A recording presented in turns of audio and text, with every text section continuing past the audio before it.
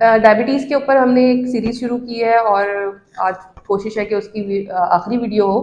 तो हम बात करेंगे शुगर की वजह से हो जाने वाले जो ज़ख़म हैं उनकी केयर कैसे करनी है। उनकी केयर में 2 स्टेप्स हैं, एक तो ज़ख़म होने से बचाना है, उसकी प्रिवेंशन करनी है, और अगर ज़ख़म हो जाता है तो फिर उसकी किस तरह की केयर है, ये सारा कुछ हम आज डिस्कस करेंगे।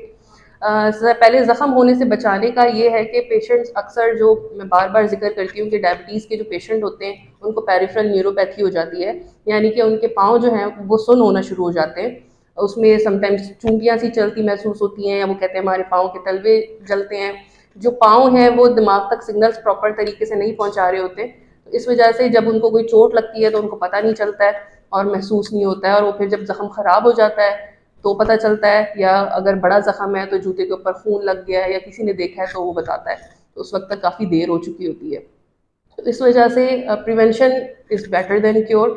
आपने पहले से ही अपने जो पाँव हैं उनका ख्याल रखना है। उसमें यह है कि रोज़ाना आप पाँव अपने अच्छे तरीके से धोएं, उनको खुश्क रखें, उनमें ह्यूमिडिटी ना हो, उनमें नमी ना हो, और सबसे इम्पॉर्टेंट चीज़ है कि जूता आपने बहुत अच्छा, बहुत आरामदेह पहनना है।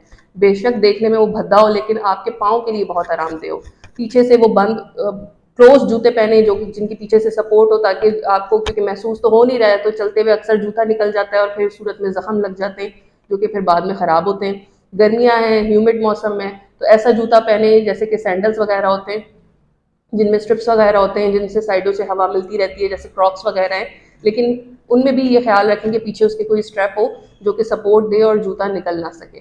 अब अगर खुदा ना खास्ता ज़ख़म हो गया है तो आपने क्या करना है, तो उस सूरत में आपने अपने मॉलिज को जाके दिखाना है। वो आपको जो एंटीबायोटिक्स लिख के देगा वो आपने बाकायदगी से इस्तेमाल करनी है। ज़ख़म की रंगत पे आपने नज़र रखनी है कि उसका रंग ख़राब तो नहीं हो रहा, सुर्खी माइल या पर्पल किस्म का उसमें कलरेशन तो नहीं आना शुरू हो गई, या उसमें पस तो नहीं पड़ रहा।